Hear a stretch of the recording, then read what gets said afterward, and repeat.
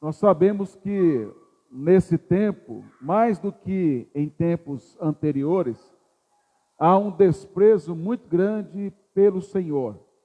Há um desejo cada vez maior dos homens de viverem conforme as suas próprias paixões, conforme os seus desejos.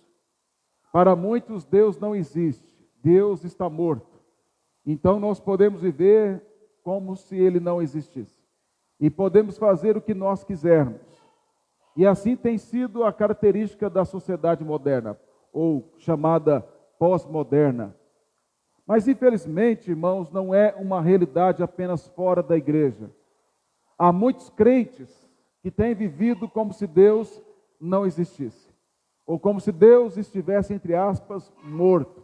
Ou como se Deus estivesse ausente da nossa realidade. E não tivesse nenhuma intervenção direta. Ou como se a Escritura não fosse a palavra de Deus e não deveria ser então obedecida, ou ela deve ser ressignificada, como é um termo bastante utilizado hoje. Com esse afastamento do Senhor, muitos crentes têm vivido como vivem os ímpios. A diferença é que eles frequentam a igreja. A diferença é que eles têm Bíblia em casa. A diferença é que eles sabem os cânticos de cor. A diferença é que eles conhecem os hinos da igreja. A diferença é que eles têm uma rotina religiosa. Mas em termos de conceitos morais, em termos de vida, de interpretação da vida, são iguais a estes que desprezam o Senhor.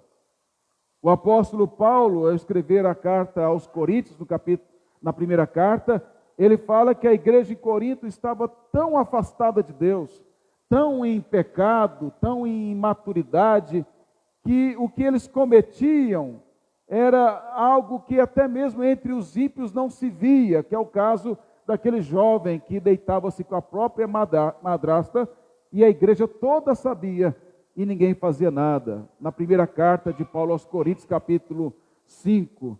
Nós vemos no Antigo Testamento situações semelhantes, em fases em que o povo de Deus deixou a Escritura, deixou a lei do Senhor, e houve grande afastamento de Deus, como no período dos juízes, como no período do profeta Elias, ou como no período de Isaías e Miqueias.